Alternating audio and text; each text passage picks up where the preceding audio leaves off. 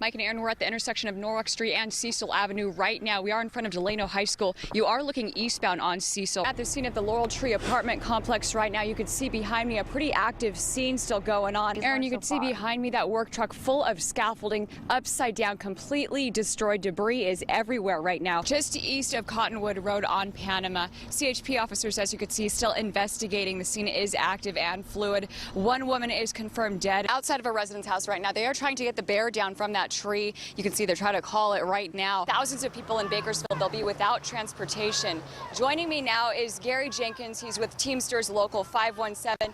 And Gary, how long do you foresee this strike lasting? Police just told me that a pedestrian crossing 24th Street at Oak has died. He was pronounced dead at the hospital at 6:45 this morning. If you take a look at the scene around me, you will see that the westbound lanes of 24th Street are closed. They will remain closed for another 3 hours. The whole thing got started with a prowler call. It happened around 2 a.m. this morning. We're actually live in one of the neighborhoods above the command post. And as you can see behind me, the flames are just growing in size. 3,000 acres have burned so far this morning. Fire crews out on the scene investigating right now after an early morning blaze that sparked right there at the intersection of H Street and Verde Street. Aaron, you can see that work truck full of scaffolding upside down behind me, completely destroyed, and debris has just littered the entire roadway. The fire chief just confirmed with me that driver was taken to the hospital with major injuries, and the passenger is confirmed dead. And paramedics, you can see right now, they're trying to extricate that body, and you could expect this mess. It's going to take at least a couple of hours to clear, so traffic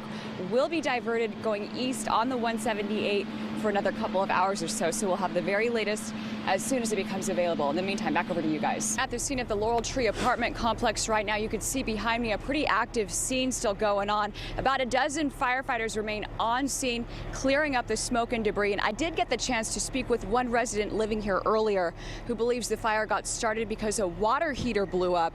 It then sparked a patio fire, and then that fire jumped to 2 different apartments. Video we shot earlier shows nearly a dozen fire trucks at the scene of the Laurel Tree apartments. This is off Lenox and California Avenues. It only took firefighters about an hour or so to extinguish, and this 2-alarm blaze, it did leave 6 residents displaced this morning.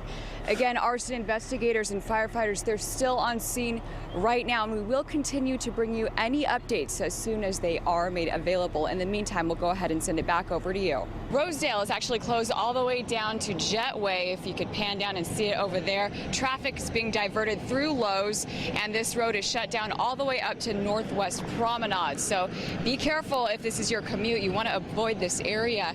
And if you look over here, you can see a tanker truck actually hit this power pole earlier this morning. Mike and Aaron, we're on Panama Lane right now, just east of Cottonwood Road, and CHP officers do tell me the road will be closed for about another hour or so.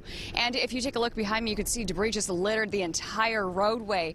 And CHP officers are on scene investigating that fatal accident. One woman confirmed dead, her identity not yet released right now. She did collide with a work truck just about 2 hours ago, and you can see both cars right now. The fog is so thick, it's hard to see. About 30 feet in front of me, I would say it's hard to see. So dense fog right now. You want to take White Lane if you are heading this direction. Meantime, back over to you guys.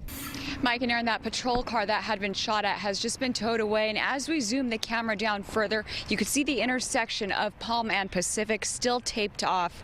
And earlier this morning, 8 to 10 shots were fired at that deputy's car. 5 to 6 bullets actually hit the car. That deputy was not hurt, but deputies later found the suspect on the 1500 block of Pacific Drive.